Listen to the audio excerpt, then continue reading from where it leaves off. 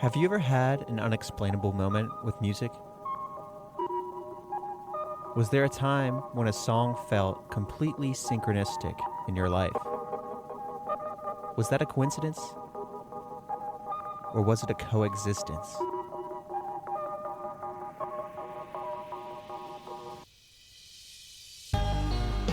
Today, I invite you on an extraordinary journey into the realm of harmonious encounters where music and spirituality intertwine. Join me as we unravel this deep and mystical connection between those two things, music and spirituality. It's all right here on Music Ghost Stories. Welcome back to Music Ghost Stories. I'm your host, Donnie, and today we embark on a conversation that lives right at the intersection of music, creativity, and the unexpected turns that a life devoted to sound can take. You know, there are moments when music finds you before you even realize that you were looking for it. A song shared at just the right time, an instrument that speaks a language you didn't know you understood. A video posted on the corner of the internet that somehow reaches millions of people and changes everything. Today's guest is Andy McKee. If you spent any time in the world of acoustic guitar, chances are you've encountered his music. His fingerstyle compositions have moved through the world with a force, connecting with people in ways that are hard to explain, yet really easy to feel. We're going to talk about how music shaped his path, what it means to create something and send it out into the world, and what synchronicity looks like when you're living it. This is Music Ghost Stories. Let's dive in.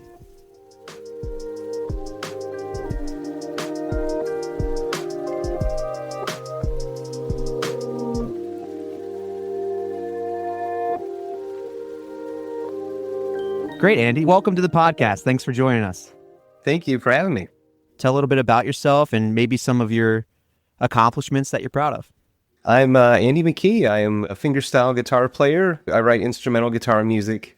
I put some videos on YouTube about 20 years ago now. They're some of the first sort of viral videos. I had no expectations of what those videos might do. It was just a brand new website back then, you know. They really kind of launched my career in a big way. I tour all over the world. I got to tour with Prince in 2012. He saw me on YouTube, and so he invited me to go on tour with him. And I've got to open for a band called Dream Theater, one of my favorite progressive rock bands. I've got to meet all my guitar heroes and play with them. It's been a pretty wild life. It really took off like I never would have imagined to the level that it did. I'm very grateful for it. So thanks for having me on your show, by the way. I just checked the Candy Rat video, 61 million views on Candy Rat right now. For drifting. Yes, and I was 1 million of them because in high school I thought it'd be really challenging to learn drifting. So yeah, drifting on YouTube is where I discovered Andy. How odd is that? That could be such a big trajectory for a career. Yeah, man. It really took me by surprise. I didn't know how I was going to have a career with music from here in Kansas. I still live here, but I thought maybe my wife would have a decent job and everything would work out. I could teach guitar lessons at a guitar store or something, but I had inspirations like Michael Hedges, and Preston Reed and Don Ross, guys that really made me want to get into this style, and this kind of solo acoustic guitar thing just really resonated with me so much. What was the moment that you'd say you became attached to the instrument or music in general? I think with music in general, I really felt it. I think it's kind of a funny piece of music. Maybe some people might hear it and laugh a bit, but it was the soundtrack to the movie Rocky IV of all things. There's this instrumental music in that soundtrack that just blew me away. I was like 6 or 7 years old. Rocky's training out in Siberia to do this boxing match with Ivan Drago. He's got all this kind of primitive training equipment running up a snowy mountain and whatever. But the music just, I remember it as clear as day. I was just so moved by it. And it's this composer, Vince DiCola is his name. And I wanted that soundtrack. So that was my first cassette tape I ever owned. And just used to listen to it all the time for his instrumental pieces that were on there. What was so powerful about it was that there were no words. I felt like I had this really powerful connection with music, and it was instrumental. So I've always loved instrumental music since I was a little kid.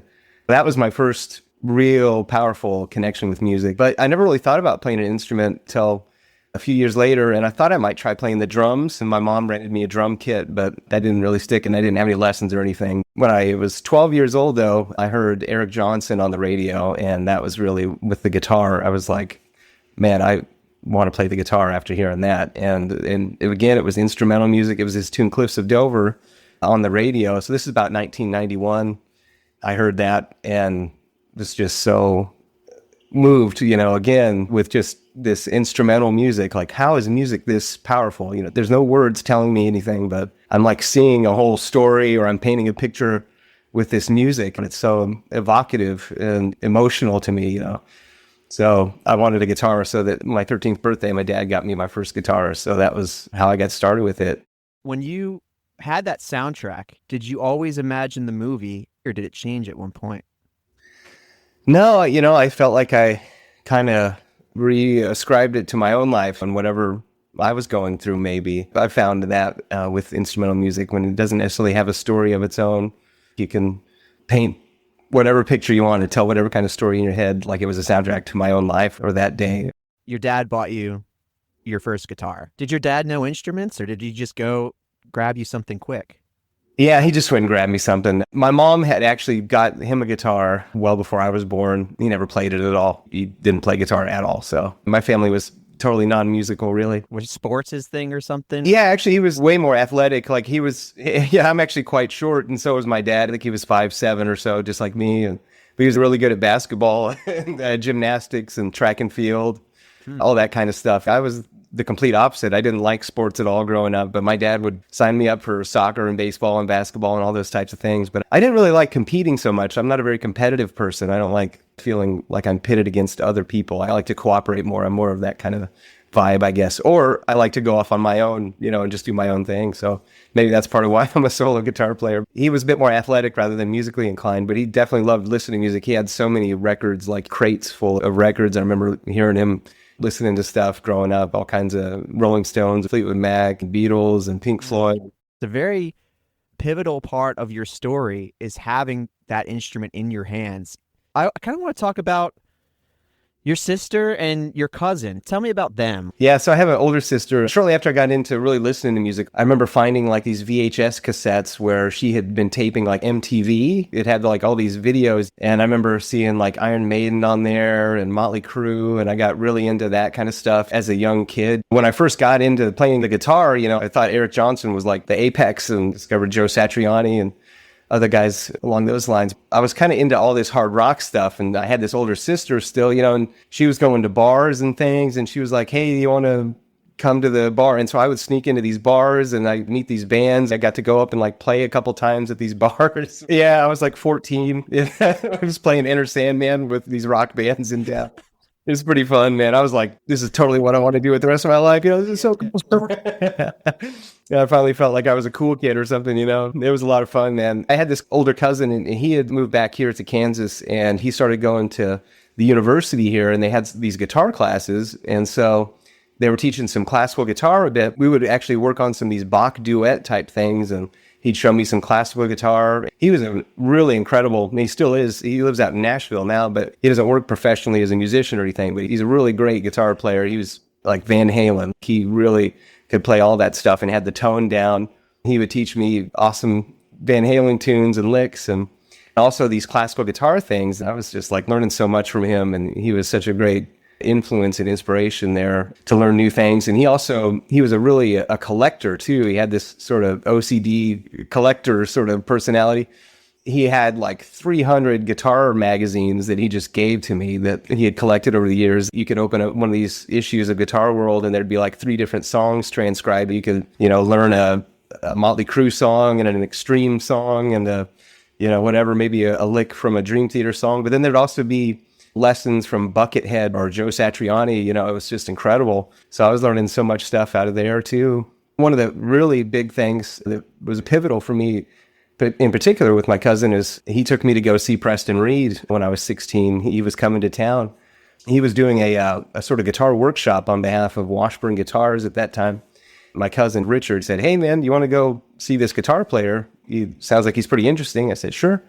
And so we went and saw him, and it was Preston Reed, and I was just absolutely changed, after that night. He was playing acoustic fingerstyle guitar, but he was using altered tunings and doing percussion on the guitar and playing over the top of the guitar neck and tapping and slap harmonics and stuff that I didn't even know you could do on an acoustic guitar at all. And it was just such a mind-shattering experience. I hadn't heard of Michael Hedges before that. He was my first exposure to that type of playing, and I was absolutely blown away. I went home and tried to emulate that stuff, but I didn't realize he was in altered tunings, and so it just wasn't working at all, and I kind of gave up on it, but about a year later I found a VHS instructional cassette on how to play his tunes, and that was kind of what got me started. So my cousin Richard was really influential for me in getting going with the guitar. When you have the Rocky IV thing, when you're popping in that cassette and you're listening to it and you're just imagining whatever's happening during that experience, what is your deep dive on that? Why do you think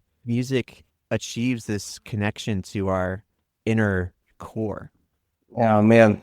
That's the mystery of it, I think. It's the closest thing to magic, I think, that we really have. I can't explain it. There's a piece for me that is almost impossible to get through without shedding tears. The theme from Schindler's List, composed by John Williams. The music is so powerful. It kills me every time I hear it. So what is it? I mean, it's just like waveforms. We're just hearing waves, frequencies, peaks and valleys hitting our eardrum, and suddenly we're just overcome. We can't even deal with it. I don't know. I really don't know. But I know why I play music, because it's like an outlet for me. An hour ago, I was playing some guitar, and I hadn't played for a few days, and I felt so much better. I just hadn't picked up the guitar. I've just been so busy. You pick up the guitar and you start playing music, and it just felt so much better.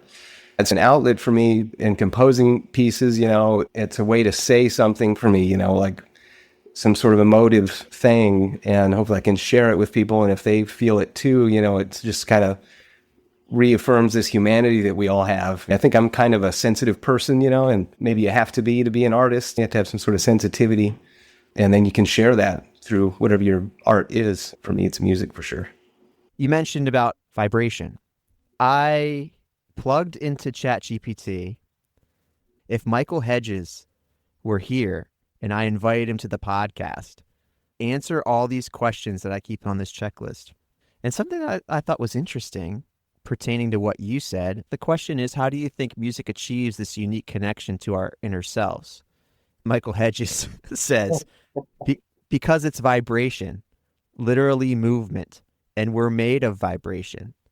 And the source that it put was Acoustic Guitar 1994 and Wyndham Hill interview notes from 1992. So I said, well, what is it with vibration, right? And motion, like movement. Because the word emotion has the word motion in it. Where does that even come from? The word I was given was, it's like emovere in Latin. And the translation is to move. And I was like, what was Andy's album called when I discovered him? Art of Motion. The Art of Motion. What was your intention when you said the Art of Motion? Did it have anything to do with that? You got me thinking there just a moment ago. Whenever we are really affected by something emotionally, we say we are moved. Isn't that right? It's all movement, isn't it? Okay, but the Art of Motion, actually, I wish there was a really interesting story with that, but I had no idea what to call this piece of music that I had. That became the title of that album. And I was playing at this festival in Bartlesville, Oklahoma called Sunfest, and I was playing through my tunes and had played this tune. I said, I have no idea what to call this piece. If anybody out there has an idea, let me know later. This lady came up and she said that she had a dance studio called The Art of Motion. Oh. That would be a good name for the tune. I was like, oh, I like that. So the whole idea of emotion, movement, and then you're like, what should I call it? And this lady's like, I don't know. Why don't you just do something that makes complete sense to this? Wow, it is crazy. That is weird. It worked out that way. So when you're talking about the Schindler's List example for the soundtrack to that, are there any other times where you've listened to music or anything that stands out in particular when you've cried music-related tears? Absolutely. I'm prone to that, I guess, if there's something really moving. And, I think the most recent experience of that for me was hearing a friend of mine, a guitar player named Trevor Gordon Hall. It's a few years ago now, though, but he had this new album come out.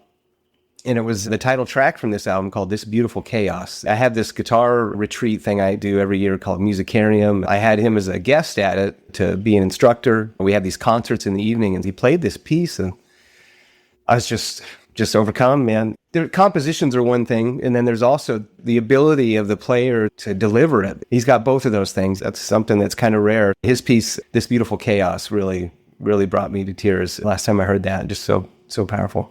But there's been other times too with this solo acoustic guitar stuff. What's so special about it, I think, to me, is it's just so personal. It's just one person, on a guitar delivering music. And with steel string guitar, you got so much control there, your left hand and your right hand, whether you're plucking the strings, whether you have fingernails or flesh, how much of each one, if you're hammering on, pulling off, tapping, harmonics, you can express with the acoustic steel string fingerstyle guitar. When you got a great composition and a great player, stuff like, say, Michael Hedges, he had a tune called Ursa Major. That tune's really powerful for me to hear. For me, a lot of times it's this kind of genre. That's why I was really drawn to it as well, as just that real direct personal nature to it. Have you ever felt a profound, very moving, maybe spiritual, something that happened while you were either writing or performing your music?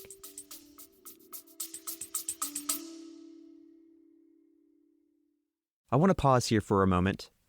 If you find yourself coming back to Music Ghost Stories, following the show is the simplest way to support it. And for those who want to help keep this space alive, there's a Buy Me a Coffee link in the show notes. This podcast exists because of listeners like you.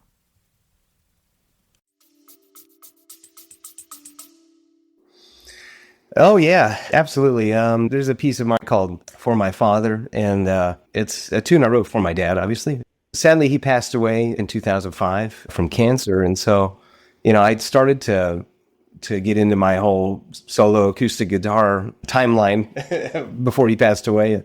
I actually wrote that piece before he died. And so I was able to play it for him before he passed away.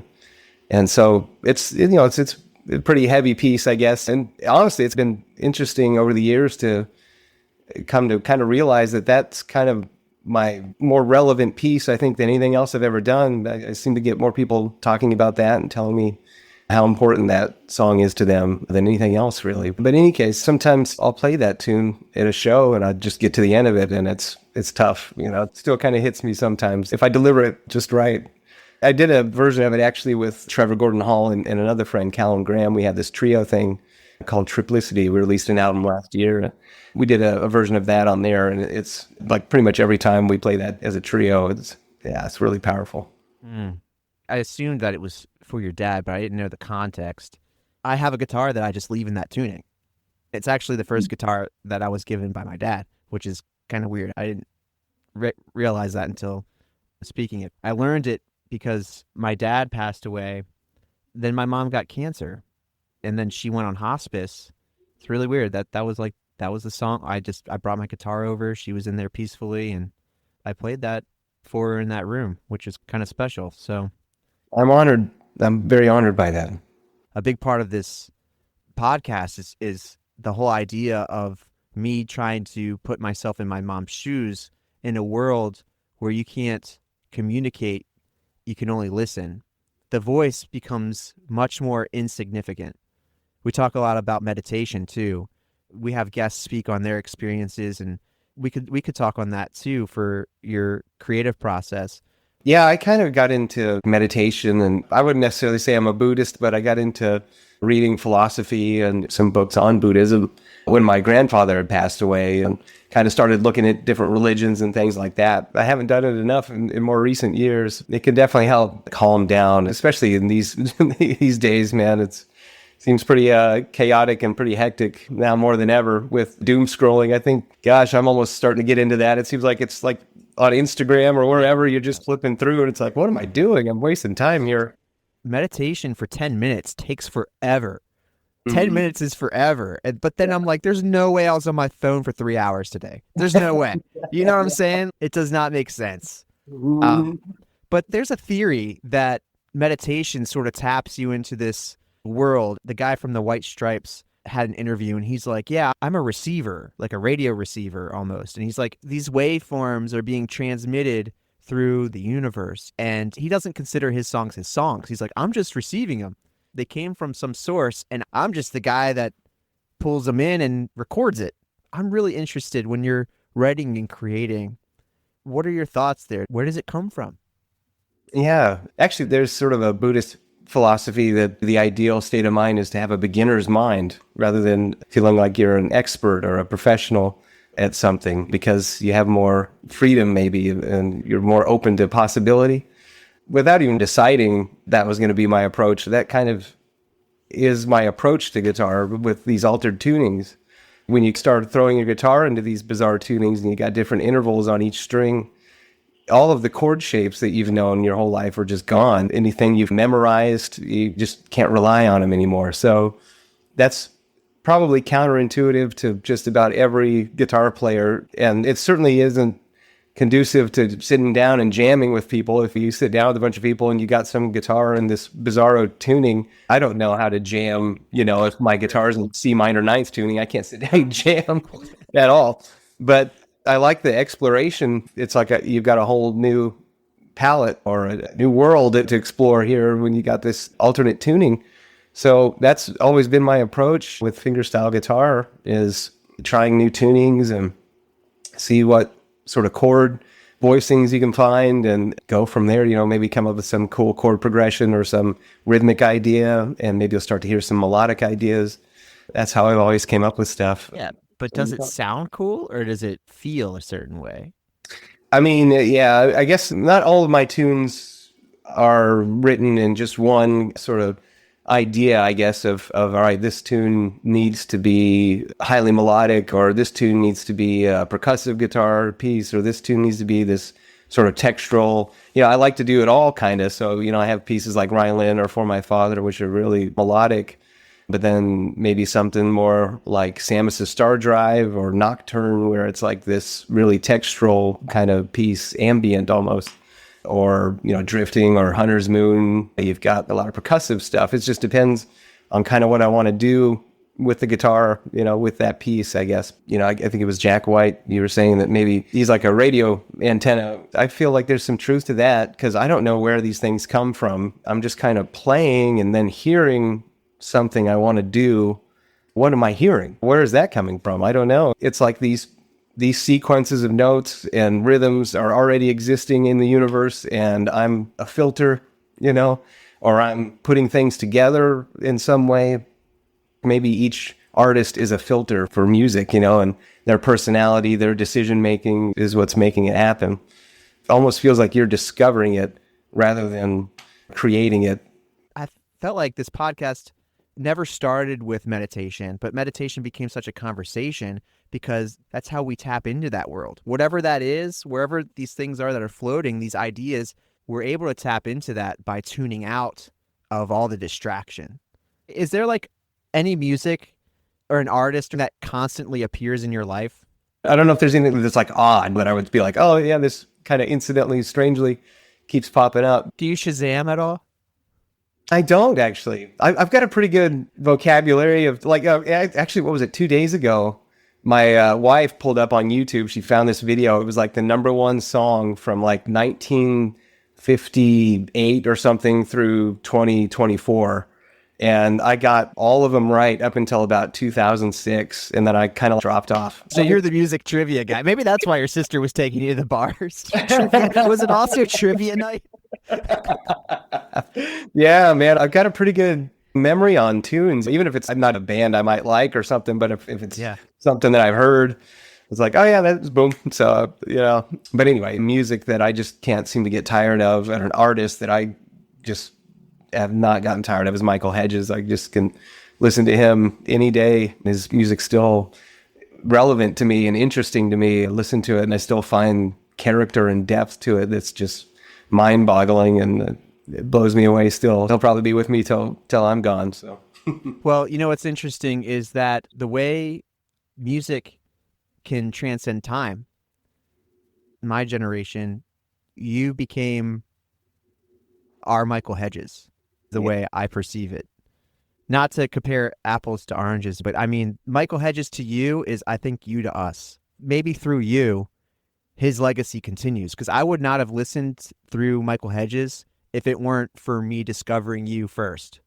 That's been very important to me, ever since my career took off, to make sure that people knew about the artists that I love, especially with this sort of niche genre. If this is your first experience hearing fingerstyle guitar, you got to know about all the guys that came before me. So it's, I've got some shows coming up next month, and I'll do a few songs from all those guys in my show just to make sure people know about them and get to hear that music live. Sometimes there's still fans out there that, it's their opportunity to hear that stuff live again. So I also had another question, which is, what would the ultimate episode of the Music Ghost Stories podcast be for someone like yourself? Man, if there was any way to ever talk to Michael Hedges if he were still alive. He's definitely my biggest influence, and still find inspiration through his music. So, actually, another really incredible guitar player for me is Pierre Bensusan. He's a French guitarist, an instrumental acoustic guitar player, and his expressiveness with the guitar is just so otherworldly almost. It's incredible. This conversation was great. Andy, thanks for taking the time. Thank you, Donnie. This was great for me too. It means a lot to me to hear stories like yours, man, and how my music has meant so much to people. So thanks, man. Keep going. I'll keep going. You can count on it. Thanks, Donnie. You take care. All right. See you, man. Bye-bye. Andy McKee came into my life through a screen. But what stayed with me wasn't the algorithm. It was a song called For My Father. I learned it after the passing of my dad, played it for my mom while she was on hospice, and then again with my first newborn son while he was sleeping between my chest and the guitar. That's what music does. It shows up almost right when you need it, and it becomes part of your story. Andy talked about vibration, about emotion being movement, about not knowing where the music even comes from, only that it arrives. He talked about the beginner's mind, about altered tunings that strip away everything you think you know and force you to listen again, almost to discover instead of to create. And maybe that's an invitation for all of us, to stay open, to keep listening, to have that mindset, to let music find you in the places that you least expect it. All right, thank you all again for being here and for listening to this episode. If this episode stayed with you, please leave a review wherever you are. Drop 5 stars if you're on Apple Podcasts, if you're on Spotify, and it will help us reach more listeners and get more people to listen intently. And don't miss out. Be sure to subscribe so you can listen to more episodes as they come along. All right, everyone, this is Music Ghost Stories. Keep listening.